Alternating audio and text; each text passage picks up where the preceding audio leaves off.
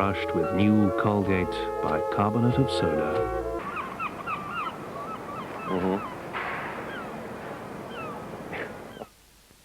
1994 was the height of the so-called console war between industry giants Nintendo and Sega. The two companies had battled tirelessly throughout the 1980s for dominance with their home video game systems. Nintendo's NES, Game Boy, and SNES versus Sega's Genesis, or Mega Drive if you're British like me, and Saturn console constantly competed for market dominance both in their home nation of Japan and especially in North America. Nintendo and Sega mostly survived the 1983 video game market crash, which saw venture capitalists ruin a market trying to recapture the success of one developer's efforts. Gee, I'm sure that will never be relevant again. Because unlike their competitors, the two companies retained control of almost all developers making games for their respective systems. And third-party developers like humble little Activision had to make do selling their games to Atari and other smaller companies.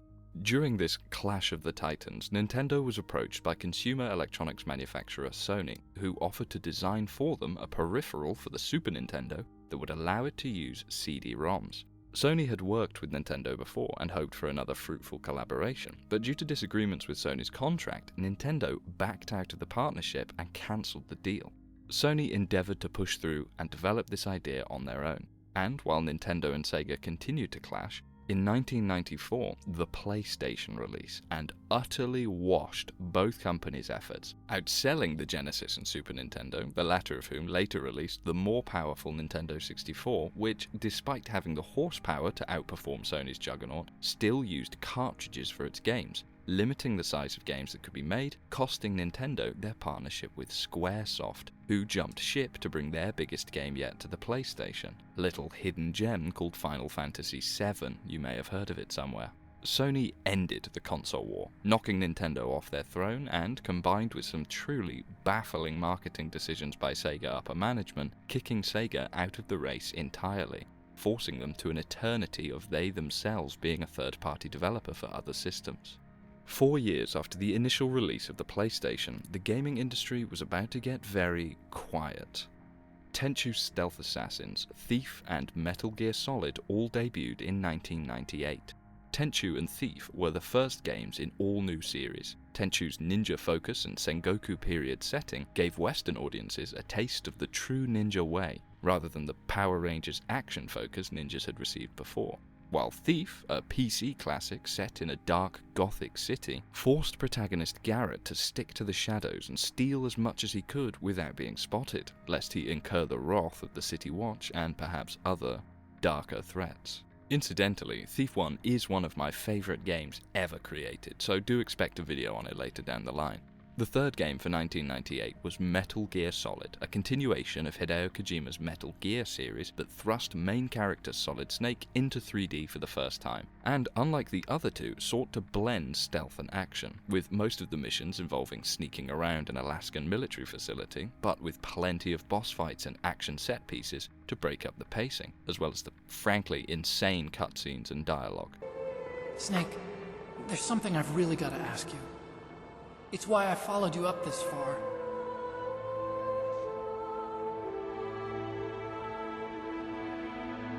Have you ever loved someone? That's what you came to ask? No, I mean, I was wondering if even soldiers fall in love. What are you trying to say? I want to ask you, do you think love can bloom even on a battlefield? Yeah, I do. I think at any time, any place, people can fall in love with each other. The success of these three ventures, but most importantly Metal Gear Solid, inspired many developers and publishers to start work on stealth-focused games of their own, including one developer up in the Great White North by the name of Ubisoft Montreal. Metal Gear and Thief had set the template, and Ubisoft set about crafting a new franchise based on a recently acquired license that could also compete with the upcoming sequel to Kojima's masterpiece, Metal Gear Solid 2: Sons of Liberty, my favourite game in that series and another one of my favourite games ever created, which was set to release for the PlayStation 2. Agreeing to release their effort on Microsoft's entry to the console market, the Xbox, Ubisoft's new game gave them a front row seat to the dawn of the next console war, one that still goes on today. That game was 2002's Tom Clancy's Splinter Cell. Hi everyone, my name's Bromo, and today I'd like to talk about Splinter Cell. My history with this franchise is a bit scattershot. My first game in the series was the third main entry, Chaos Theory, bought for me by my dad when I was about 13 and had received my first PC. Chaos Theory was in a bundle alongside some other Tom Clancy's games. Ghost Recon Advanced Warfighter, Rainbow Six Vegas, End War, a rare Tom Clancy RTS, and Hawks, an action-heavy fighter jet game going for Ace Combat's pride of place as most beloved fighter jet game, which brings us to 4 for 4 when it comes to mentioning Ace Combat in my videos, so maybe I should do one about that sometime. Anyway, Chaos Theory made a hell of an impression on me. It was the first stealth game I had played on the computer. My love for MGS2 and 3 on the PS2, and like one mission in every Call of Duty game, had prepared me for stealth gameplay, but Splinter Cell felt very grounded compared to Metal Gear Solid. No bisexual vampires or men made of hornets or ghosts here.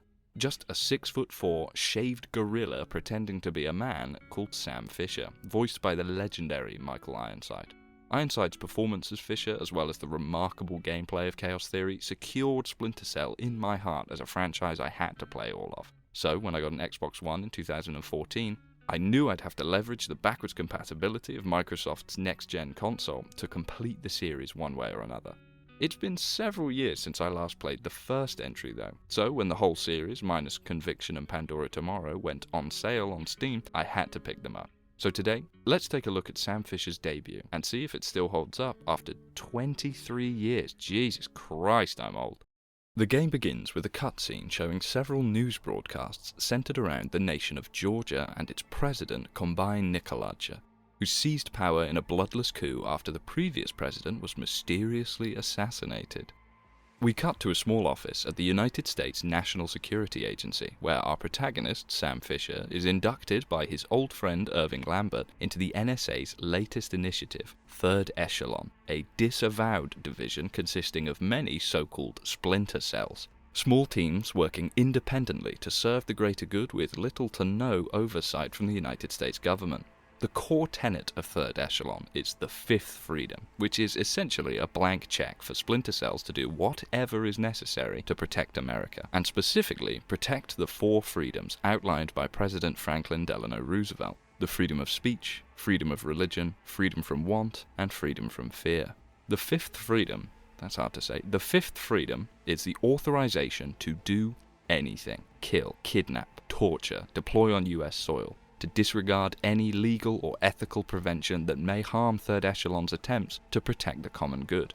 I'm sure that no one in real life would ever be given such authorization, right? Before he can officially join Third Echelon, Sam has to prove himself on an assault course, consisting of ladders, zip lines, pipes, lattices, and more, all in the name of teaching the player the different ways they can manipulate Fisher's movements, and I have to say, they pretty much smashed it. On PC, the controls at first take a bit of time to acclimate to. You control Sam's speed with the scroll wheel, with several distinct speeds both for standing and crouching. While at first it feels a bit awkward, I quickly got used to it and found it rather elegant. The same is true for the other controls. You can hug walls, jump, climb, and even perform Sam's signature split jump, all with the Shift key and the Q key, while interacting with doors and objects with the spacebar. After movement comes stealth training. Some CIA instructors have taken time away from overthrowing democratically elected governments, assassinating civil rights leaders, and kidnapping American citizens to test out if LSD gives you psychic powers. That's not a joke, look it up, to play bad guy for Sam to sneak up on. We learn how to sneak, hide, interrogate, about the different kinds of door locks, the importance of light and sound, and the types of security cameras and how to get past them. This tutorial is really nice. It's quick, it lets you go at your own pace, and it clearly demonstrates almost all kinds of encounter you'll experience throughout the game. Sam is inducted into Third Echelon, introduced to part of his Splinter Cell, Vernon Wilkes Jr., and the game begins. In the following weeks, 2 CIA agents that were embedded inside President Nikolaja's cabinet have gone missing, and the subdermal trackers they were fitted with have gone offline. Sam's first mission and Third Echelon's maiden voyage is to locate these CIA agents and find out what happened to them. Fisher asks Lambert if they're working directly with the CIA's approval and knowledge, and Lambert's avoidance of a straight answer tells him that already Third Echelon is exercising that fifth freedom. Briefing over, Sam is dropped off in Georgia's capital of Tbilisi, and we're off. Our first objective is to locate the second agent to go missing, Agent Blaustein, who we'll have to find through a local NSA contact. We're ordered to stay off street level as there's a heavy police presence in the city, and Third Echelon will not be protected by Washington in the event of an international incident, like, say, an armed operative sneaking around a foreign capital to find missing American spies, just as an example. We're spotted almost immediately by a civilian, but sneak through the terraces and crawl spaces around the streets. Up a pipe and onto a roof across the street from the warehouse that our contact is currently inside, the whole place is on fire. We zipline down through the window and are guided by Anna Grimsdotter, the final member of our Splinter Cell, as she tracks us through the building. The fire rages through the warehouse. Floors collapse and stairways are rendered impassable by the flames. Grim leads us to our contact, Gurganitsa, who has been caught in the conflagration, but he tells us to go to Blaustein's apartment and find a black box he kept, and that the first agent, Madison, found something that could mean war. Gurganitsa dies before he can tell us any more, and we escape the fire. Back out onto the terraces, we leap across a gap and are on the veranda outside Blaustein's house, where armed thugs talking to a man named Grinko have ransacked the place, and they knew he was American. A quick slap takes care of the first guard, and Sam's trusty FN-57 deals with the second. We search around for the black box, and Lambert tells us to check for fake bookshelves or similar. A painting hanging on the wall hides Blaustein's computer, and we learn that he died 43 hours before the NSA arrived in Georgia. His last known position was in a nearby police station, making that our next target. The black box reveals that Gurganitsa had hidden a dead drop in the town square with information on getting inside the police station unnoticed, so after picking a locked door, we head to Morevi Square. Lambert rescinds our street-level restriction and gives us the freedom to get to the police station by any means necessary. As it seems in Tbilisi, all cops really are bastards. We sneak by some corrupt cops shaking down a poor bystander and begin moving from shadow to shadow through the streets of the capital. There are windows everywhere, with civilians, police and more armed thugs watching many angles, so timing and distraction are critical. Or you could just shoot the baddies when they come near. Gurganitsa's dead drop tells us the code for the door to the precinct's basement, so we head there after collecting it. Into a hallway lined with cells, we shoot out the lights, creep up on a guard with the split jump, and deal with him before progressing. Sneaking through the hallways, we interrogate a very early 2000s looking hacker man and find out that both agents are dead, and that their bodies are in the morgue next door, and that this man helped locate the subdermal microchips they had. We find Madison and Blaustein's bodies, and Fisher reckons we can track the movement of the subdermals through the CCTV network in the precinct. To get that, we'll have to go to the top floor. We sneak our way there, access the network for Grim, and head out to extract. Grim tells us that the one who took the subdermals is the same Grinko who one of the thugs was talking to earlier. Wilkes picks us up, and Third Echelon's first mission is a resounding success. Well, apart from the 2 dead CIA agents, but at least we didn't kill them. Grinko's car has been tracked to the Georgian Ministry of Defense, so our next job is to infiltrate the building, find Grinko, and learn what Agent Madison found that got her and Blaustein killed. Dropped onto the roof, we rappel down through an open window and into the east wing of the building. We move past the guards and cameras and down into the car park underground to interrogate Grinko's driver. We catch him while nature calls, and he reveals that Grinko and a man named Philip Mass have been summoned by President Nikoladze, and that they're about to go up the elevator to the president's office right now. The elevator is in the ministry's courtyards, so to eavesdrop on Grinko we'll have to shut off the defensive laser grid covering the area first. Back upstairs we go, taking a guard into the darkness for a beauty sleep and picking the locked door to a balcony facing the south wing. A cook handily opens the window for us, and we overhear some soldiers requesting a colonel to get past a retinal scanner leading into the courtyard. We throw a bottle to distract the cooks and lead them to the walk-in freezer, letting us sneak past. Knock out 2 more guards on the way and await the colonel's arrival. The colonel gets to the ground floor. We borrow his eyes for a bit, and then we're out into the courtyard, using a laser mic to listen in on Grinko and Mass's conversation. We learn from them that Nikoladze is up to something in Azerbaijan, and that he hired Grinko for muscle and Mass for his technological expertise, though Nikoladze himself has ignored Mass's suggestion on not keeping sensitive files on his own computer. Lambert orders us to go up to his office and get those files at any cost. So through the courtyard and up a lattice we go, through an open window and into an elevator to the top floor. Up to the roof again, we rappel down outside Nikoladz's office, deal with the one guard inside, and smash through the window to get to the computer. Lambert tells us that Nikoladze has been committing ethnic cleansing with Grinko's commandos in Azerbaijan for weeks. Refugee camps have been set up and the Americans have been none the wiser. Our transmission is interrupted by 3 soldiers about to bust down the door, and with little time to prepare, I settle for readying a frag grenade I picked up off the dead soldier in the office. The grenade takes care of the 2 outside, and I put a few holes in the 3rd with my 5.7. Just as we're about to leave, Lambert tells us to keep transmitting, as this might lead to military conflict with Georgia, and the president will need all the evidence first. Data transferred, we head towards extraction, mag dumping a soldier and sliding down an elevator back into the garage from earlier. One soldier has beat us there, but thankfully is gunned down by Wilkes, who asks what we could have found inside, as Lambert says we're going to war.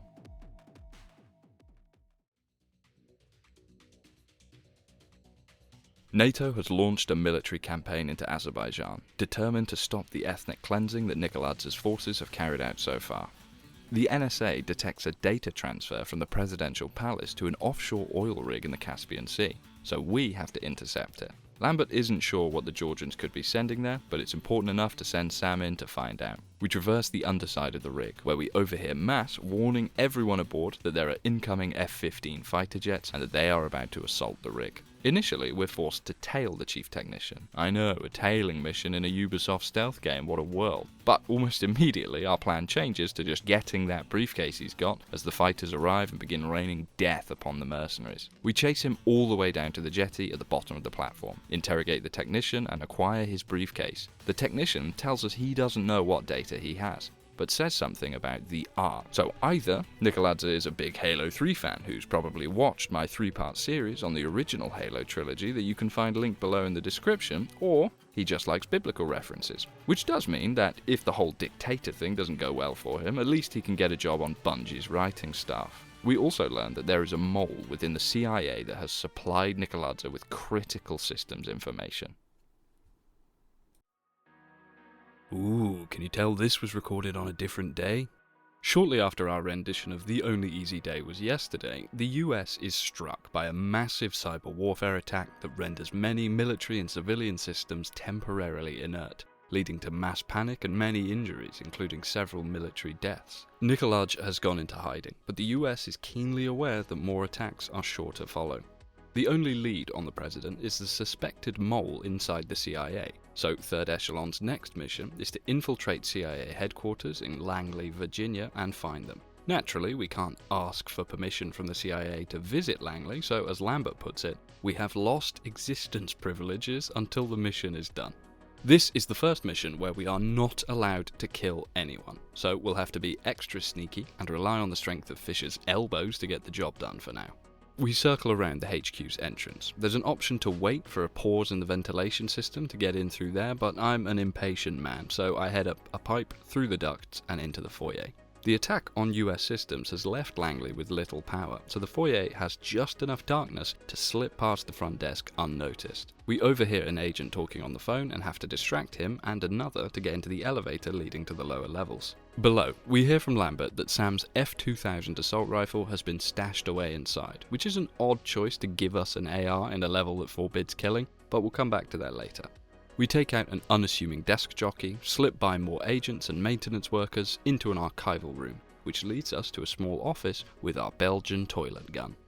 The SC-20K is more accurate than our 5.7. It has a built-in scope, but its most important feature is the grenade launcher attachment, which can use several ammunition types. Sticky shockers that one-shot enemies, airfoil rounds that stun them, smoke grenades and sticky cameras all provide additional utility, letting us observe and neutralize enemies from further away than before. We continue sneaking through HQ and reach an open-plan office containing the code for the server room door. Clearly inspired by the first Mission Impossible movie, we get past the maintenance workers in the server room and access the central server. Grim locates the leak, a workstation belonging to an agent called Doherty, so next on the chopping block is our mole. Using a can to distract one of the guards, we enter a lobby watched by bulletproof cameras and have to time our movements to avoid them and the patrolling agents in the lobby. There's a fucking police car outside. Is that for me? No, okay.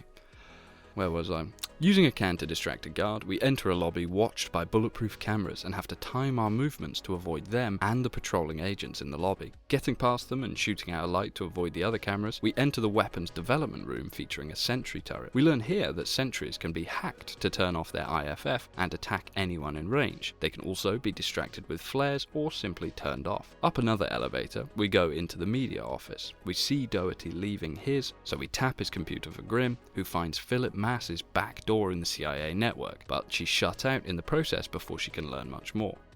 Our next objective is Doherty himself, so we have to move through the hallways, past the presentation and into the smoking area to bag Doherty and learn everything we can. The man won't tell us anything, so we have to knock him out and carry him back to Wilkes' van for enhanced interrogation. We carry Doherty over the ventilation system, past some generators, and have to periodically put him down to deal with the pesky guards. Non-lethally, of course. We deal with the last guard, give Doherty to Baxter, our torture expert, and the infiltration of CIA headquarters is complete, at the cost of only a few agents with concussions and probably lasting nightmares about the three-eyed ninja that came and beat them and their mates up. Nikolaj has formally declared war on the United States. NATO has been unable to find any Georgian commandos still in Azerbaijan, and the West is forced to wait for Nikolaj's next move. We learnt from Doherty that the data he gave to the Georgians was filtered through an American-Georgian company named Kalinatek, so our best bet at finding more is their Virginia location. We dropped off in the car park, engage in some friendly banter with Junior Wilkes, and move on to Kalinatek.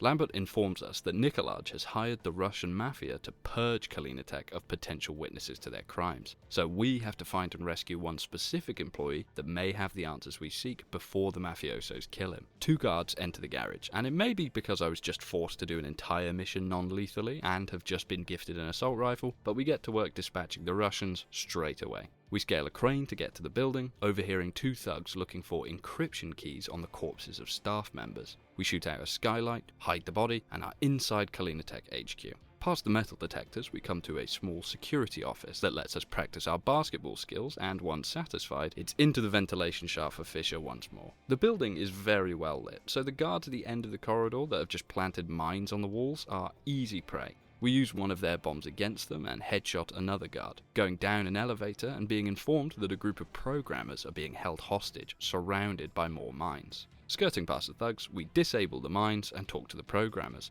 who tell us that the Russians have planted a bomb to take out the entire building, and we're left with less than 3 minutes to get to the bomb and disarm it.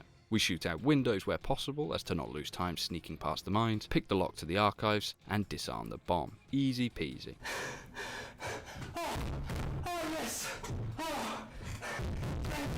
Into an auditorium, we get rid of 2 more guards but are spotted on the way down, so have to quickly prepare for a firefight. I try to plant a mine myself, but everyone knows Russians have an innate resistance to explosives and wild animal attacks, so I am forced to rely on the F-2000 instead. Back through the auditorium, into an open office space, we crack 2 more guards and open the fire doors blocking our way to Ivan, one of the programmers that we need to save. Ivan is at gunpoint in the bathroom, so we save him, but Lambert tells us to leave him here, as the FBI want to crack at what Kalinatek was up to. So we take Ivan's encryption key and head to extract. On the way, it seems the Mafia don't intend to let us go so easily, and have sent reinforcements to the roof. The first group is swiftly grenaded to death, and we climb atop the construction equipment to hide from the rest. I make use of the sticky shocker here and there for one-shot takedowns, but eventually we hit a forced gunfight. Grenades and the F-2000 scope get us through, but Sam really should see someone about his shaky aim. More combat gauntlets follow, leading us to our extraction helicopter, but the Mafia have beaten us here, and before we can reach it, Junior Wilkes is gunned down.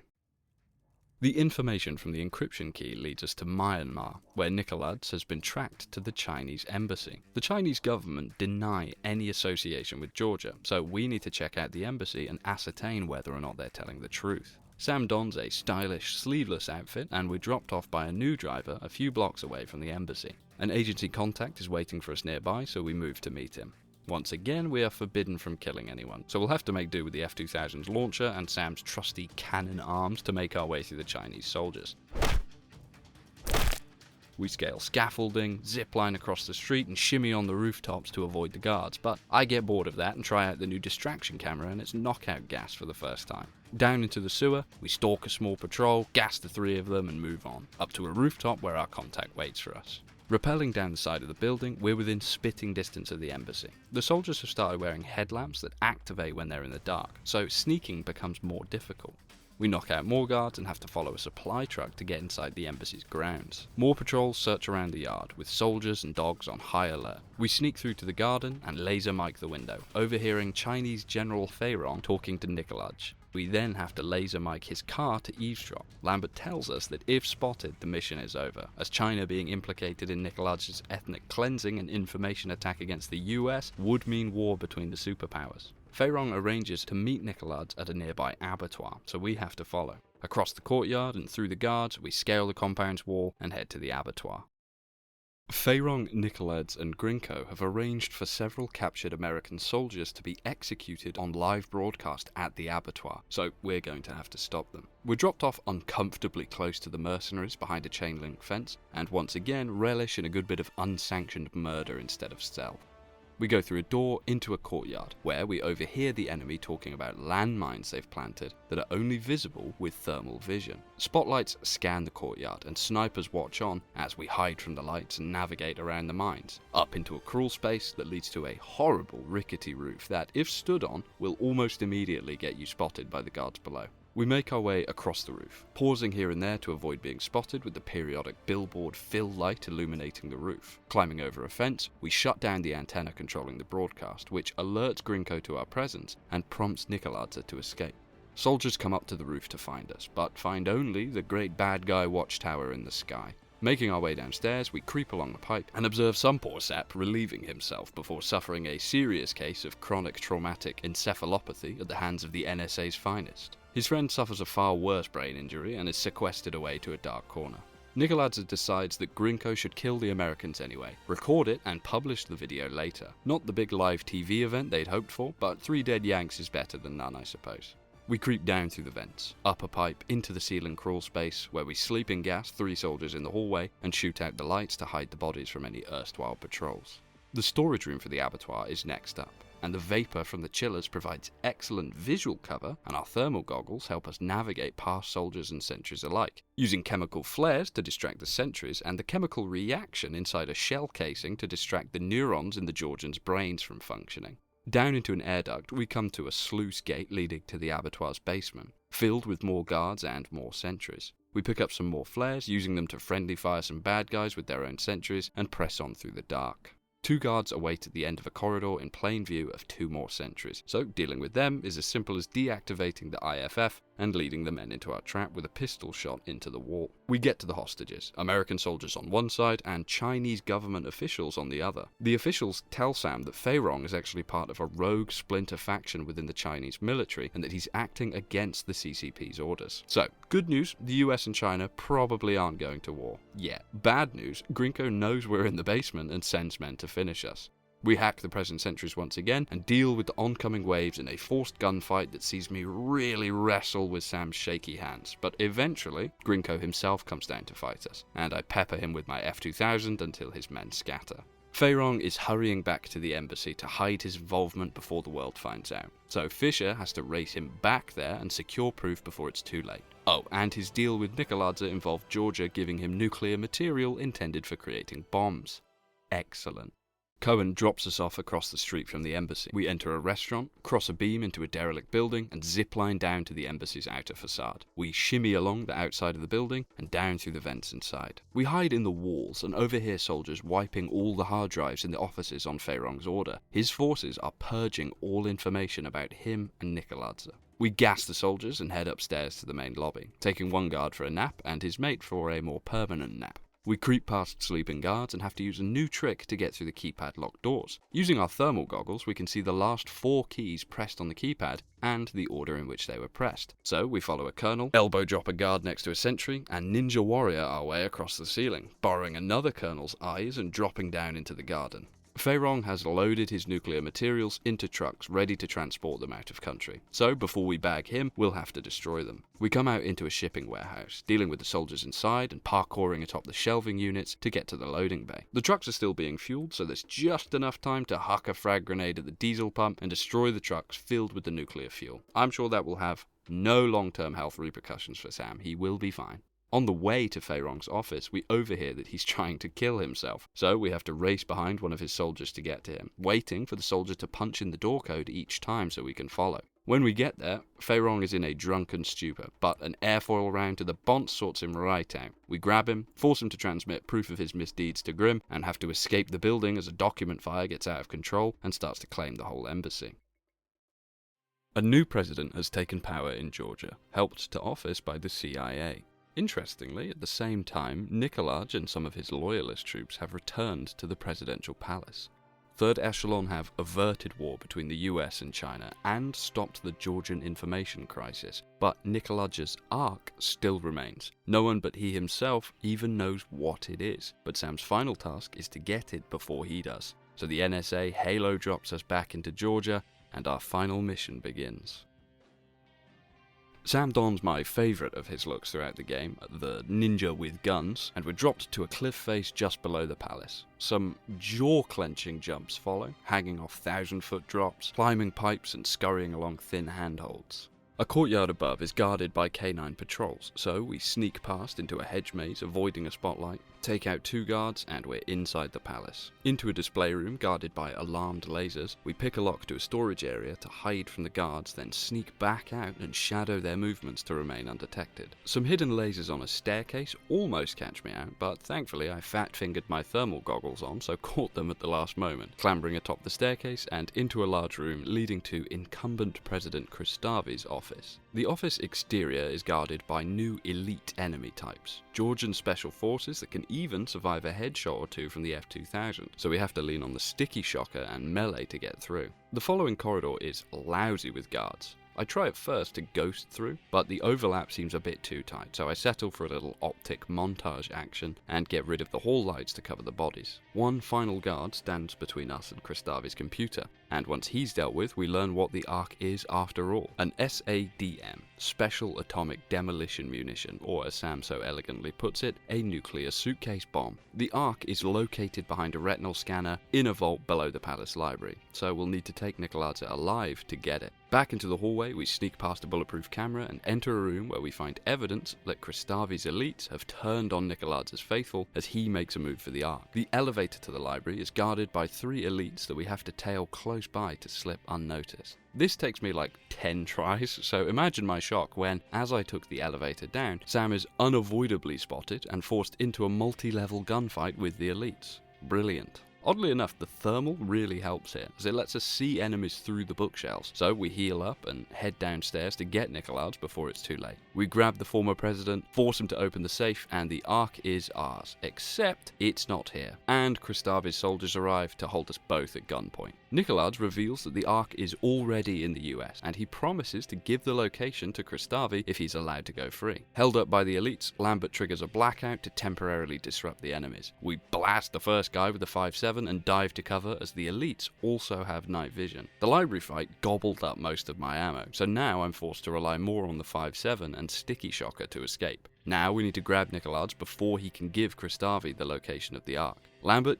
gives us 5th freedom privilege. We cross a courtyard and use the F-2000 to dispatch the dictator once and for all. A very tense escape sequence follows, hiding close by in the shadows, climbing up to the top floors and dropping down behind enemies before booking it to the Osprey for pickup. We did it! The Ark is safely recovered, America is saved, and Third Echelon can finally rest. Sam watches the president's address with his daughter, Sarah, who's disappointed that President Bowers makes no mention at all of the NSA, attributing everything we did to the CIA, FBI, and others. Oh yeah, I haven't mentioned it yet, but Sam has a daughter. She's not really important and only comes up like twice before this, but do remember her because she will be important later on. Sam doesn't care for his lack of acclaim. After all, he didn't do all that for a medal, he did it to protect the freedoms of all Americans, and Sarah's is all the admiration he needs.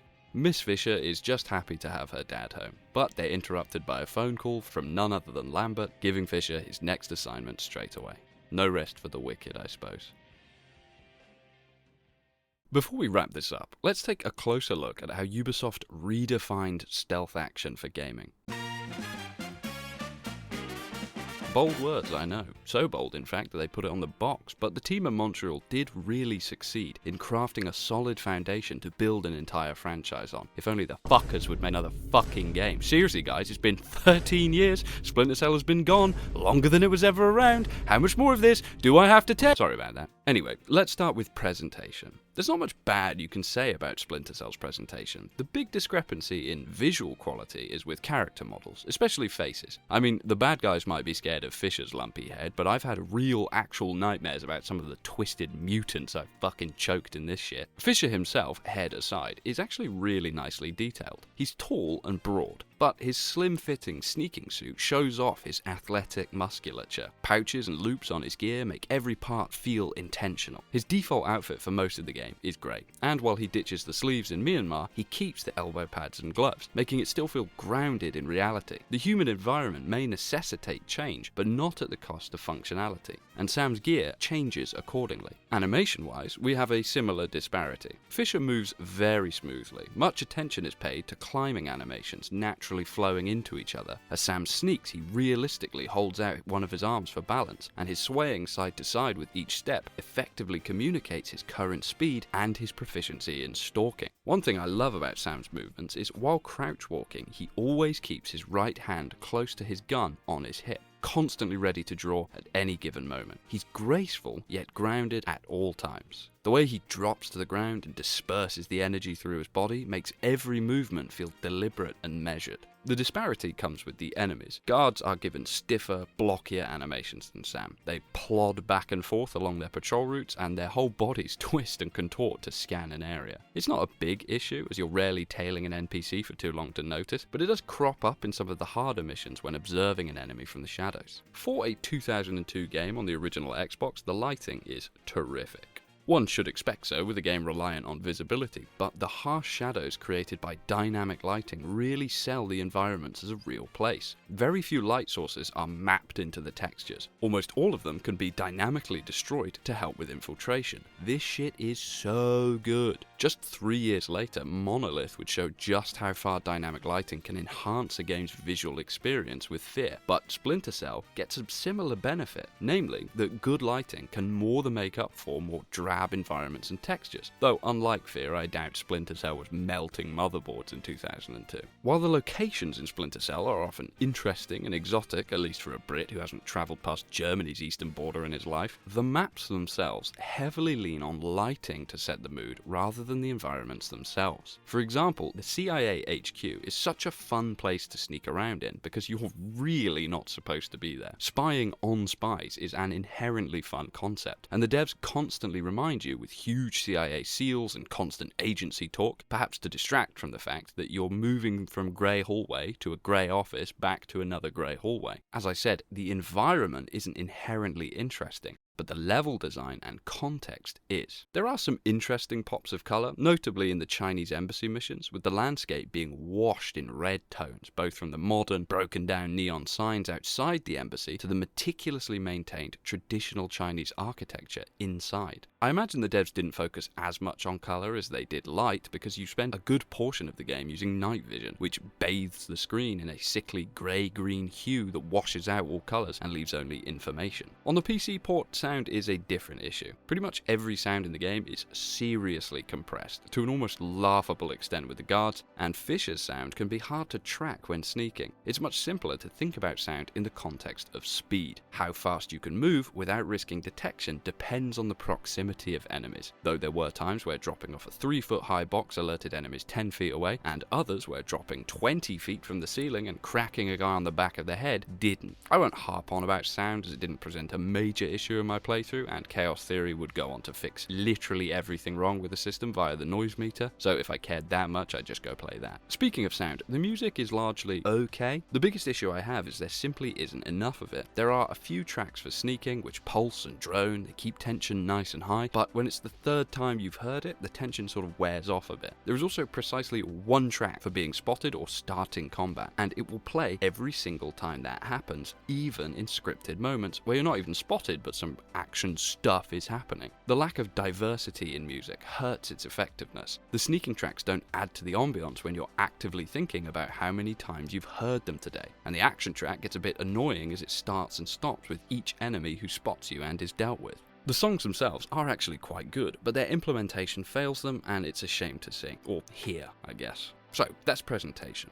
But what tools do we have to explore these environments and deal with the enemies? Let's first talk about playstyles. One of the reasons I like stealth games so much is that they're like puzzle games where if you can't figure out the solution, you can just shoot the puzzle to solve it. All the brain-teasing goodness of Myst, Talos Principle or Broken Sword, but with gunpowder. The levels present a puzzle. Observable, repeating, overlapping patrols of guards, camera fields of view, door locks of different kinds, and sentries all coalesce to present a problem for the player, who in most missions has an abundance of possible solutions that can also be hybridized and intersect. For example, in the second Chinese embassy mission in the warehouse, I start off timing my movements in the shadows, avoiding attention while I grab the first enemy. Then I time my movement with the view of the camera, climb up some boxes and get myself into a better position to take out all the soldiers at once. I could have continued to ghost through. I could have distracted a soldier with a can or a gunshot, or could have just started a firefight straight away. All of these options are viable, but naturally the game pushes you towards the stealthy side with limited ammo and wacky weapon handling. No one single playstyle is correct. Each is almost always available to you with different levels of effectiveness in different encounters. Throughout my playthrough, I could often spot when it'd be easiest to ghost, not killing or incapacitating anyone, when I'd be better off with the so-called Panther style, using stealth to get into the best position for a lethal option, and last but definitely least, when the best or only option was an all-out firefight.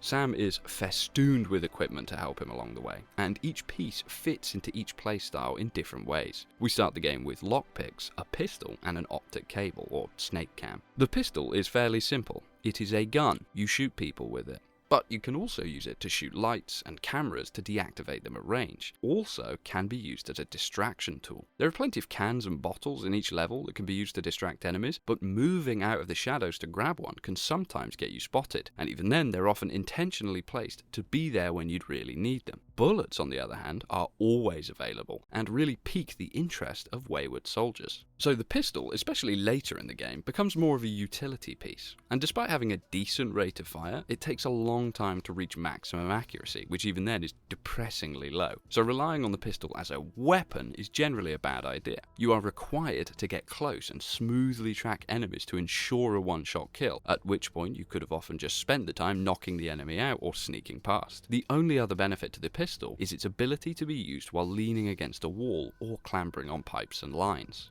The optic cable, or snake cam, is a simple bit of kit. It lets you see on the other side of a door without opening it and exposing yourself to whatever's on the other side. Some missions see more use than others, but the cable lets you prepare for encounters before you even get there, tallying enemies and helping you take stock of cameras. It's an elegant solution to a potential frustration that sometimes plagues stealth games, not being aware of previously unseen threat. Lockpicks let you pick locks. That's it. The minigame is fine. You spam one of the WASD keys until the pins start to move, then keep spamming that one key until the pin is set. Rinse and repeat until your door is open. As the game progresses, locks get harder with more pins needing to be set. The game doesn't pause while in this minigame, so it can get quite tense trying to pick a lock while hostiles roam around too close for comfort. The progression does make it unintentionally hilarious though, since while it makes sense for locks to get harder to pick as you go on in a gameplay sense, it probably makes less sense for a random tech startup to have better locks than the fucking CIA. If you really hate lockpicking though, you can find limited disposable picks throughout most of the levels that let you almost instantly pick a lock at the expense of the one-time use pick.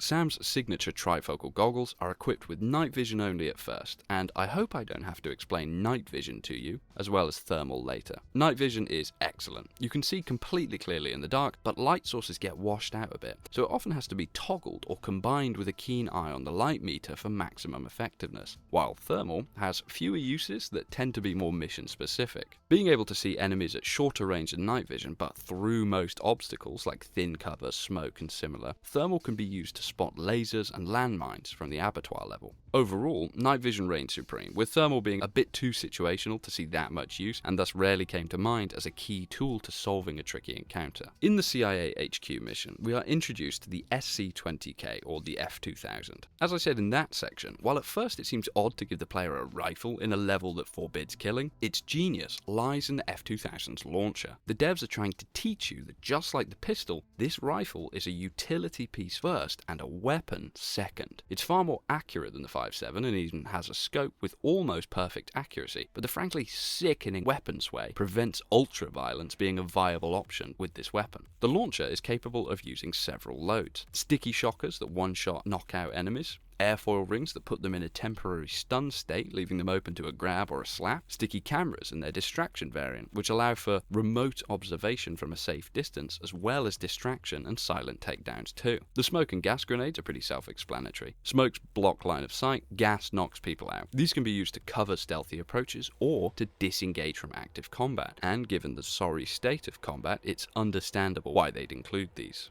There are some mission-specific items, like the laser mic that can eavesdrop on important conversations, as well as the camera jammer, a handheld device that stops camera signals while being pointed at them for a limited time, allowing you to sneak past a camera without alerting nearby enemies with a gunshot. Grenades and flares round out Sam's kit, and while they have their uses, I didn't see much mileage with them apart from some very specific scenarios. I've skirted around combat enough, so let's get to it. As smoothly and gracefully as Fisher moves through the world, in a fight he controls like a fucking boat. When aiming a gun, moving the crosshairs even slightly massively disrupts accuracy, and moving Sam even more so. The shooting controls are designed for you to take measured, deliberate shots at unaware enemies or lights or cameras. The game expects you to patiently sit in safety and use the gun only when necessary, and it works pretty well with the F-2000, though the pistol still suffers from baffling inaccuracy that sometimes feels like you're being fucking pranked. So while it works for stealth, there are several points throughout the game where you are forced into combat with your shaky aim and semi-automatic weapons against enemies with good accuracy and fully automatic weapons that will melt you incredibly quickly. The final part of the Kalinatek mission, the Abattoir fight, and the library and vault battle in the presidential palace all fall victim to this. And while there's often clustered cover ideal for a stealth gauntlet, the ideal weapon for these encounters is the F-2000, which, unlike the pistol, can't be used while taking cover, so you have to manually peek out, take a few shots that either definitely miss with unscoped aim, or give you a fucking migraine and RSI on your wrist if you use the scope, all the while not providing positive feedback that you're actually safe from gunfire in cover.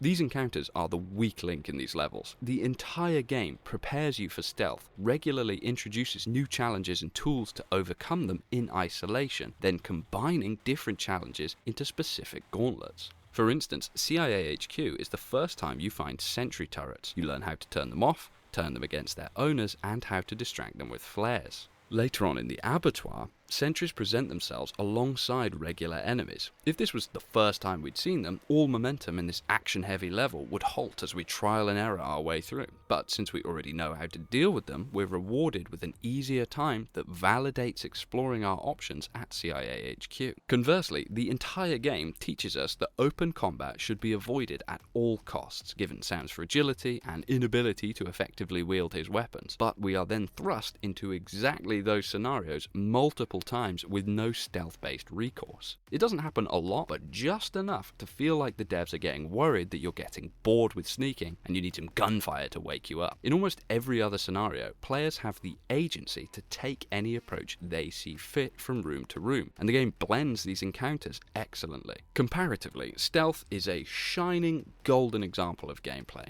Mostly. The controls and UI work really well. The light meter generally matches what you see on the map, so much so that later on in the game you can judge just by the ambient light itself whether or not you're safe. The meter teaches you to recognize acceptable levels of darkness early on completely organically. It's terrific. The squeaky wheel of stealth is the alarm system. When spotted, enemies will often run for an alarm panel that, if triggered, will bring reinforcements from nearby areas. If you survive the fight, Herculean task that is, as I just elucidated, eventually things calm back down. Should you trigger a total of 3 alarms, the mission fails. For no real reason other than stakes, I guess. This on its own is a bit of a sore spot, but what makes it worse is hiding bodies. See, each level is filled with invisible gates that, upon passing through, prompt the game to check check all the dead or unconscious enemies throughout the level. If even one of those bodies isn't in complete darkness, an alarm automatically goes off. This is bad for most levels, as you could leave a body in an area with certainty that no one would find it, but if you leave the light on, the body will 100% be found and trigger an alarm. What makes things worse is that some levels force you to trigger no alarms whatsoever, as even one will result in a mission failure. This practice exists to incentivize stealth gameplay, but it frustrates because after each kill or knockout, an action already fraught with risk and needing sensitive timing to successfully execute, you then have to play housekeeper and bundle all the bodies into dark corners or cupboards lest the game start blaring at you for your failures. This conflicts with the keen sense of momentum the moment-to-moment gameplay engenders with its smooth movement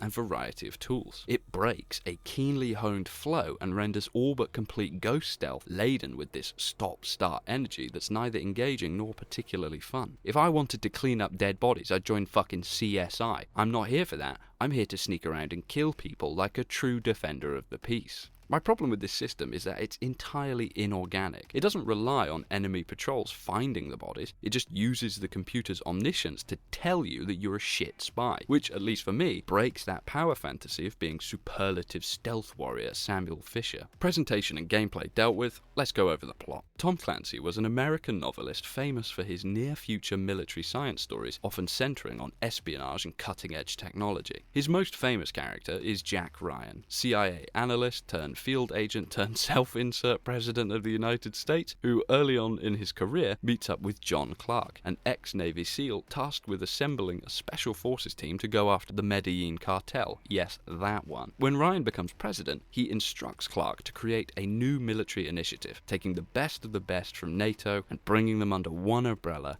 in a counter-terrorism unit wherein Clark assumes the call sign Rainbow Six. Yes, that one. Seriously, read these fucking books. Most of them are absolute bangers, but if you put a gun to my head and told me to only name 3, I'd have to go with Hunt for Red October, Without Remorse, and Clear and Present Danger. Fucking sensational stuff. In the late 90s, Ubisoft acquired the license to make official Tom Clancy games and started with Rainbow Six. Ubisoft soon realised that there wasn't enough Clancy material out there to make video games for all of them, but some inspired chap had the idea to use the license to tell stories of their own. So, while bearing the name, Splinter Cell has nothing to do with Tom Clancy. So how did they get on? The link to Clancy's novels is obvious. In fact, as a raging conservative who genuinely blamed 9/11 on liberals...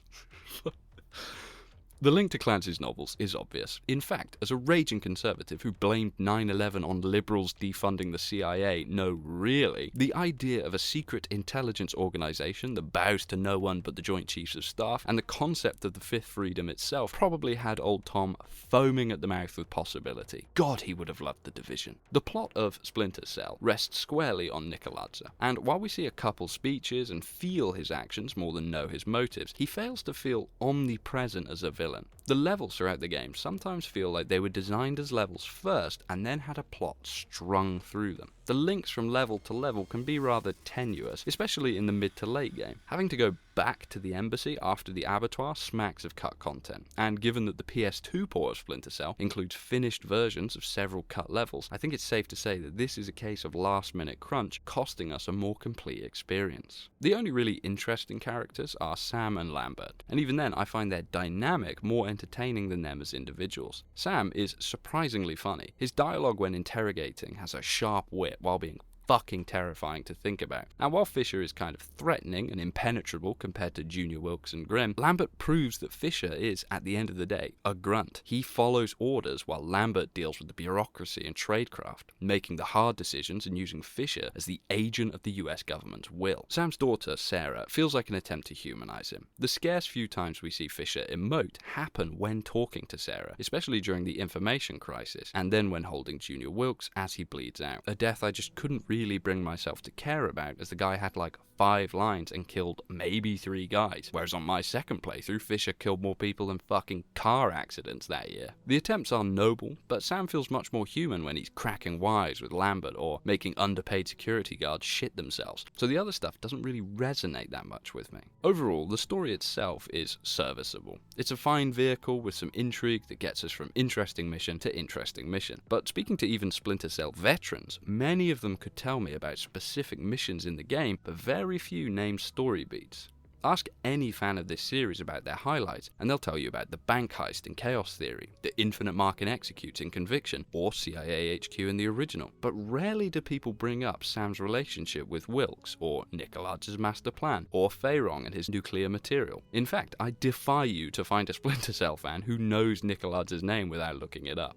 One of my favourite things about Splinter Cell's sandbox is the lack of detection meters and marking targets. The game trusts you to keep track of enemy movements yourself, and uses enemy dialogue to alert you organically to the presence of unseen guards. It trusts that with the tools it provides and the training you've received, you are already perfectly prepared to make it through each mission. This culminates in a densely cerebral and satisfying stealth gameplay experience. You're rewarded for slowing down, observing the enemy, planning ahead, and executing that plan. Information is given to you piecemeal, but your gadgets can accelerate the information gathering stage and better prepare you for the challenge ahead, whereas many modern stealth games flood the screen with information, detection states, and wall hacks, leading to a far less challenging and therefore engaging set of encounters. It takes very little skill to sneak past a guard you can see through walls at all times, and this leads to a sort of glazing over as you make your way through any given level. But when you have to listen for their dialogue or remember the timing of their patrol, all while keeping an eye on the light levels around you and manually keeping yourself out of line of sight instead of some binary cover system, you are forced to constantly think, and that gives a much more rewarding feeling upon mission completion. Don't get me wrong, I don't hate modern stealth games, and in fact Splinter Cell itself would go on to embody many of these features later down the line, and I like those later games, but few things compare, even today, to the feeling of outthinking the forces of combined Nikolaj in the shadow of the Georgian information crisis in Tom Clancy's Splinter Cell.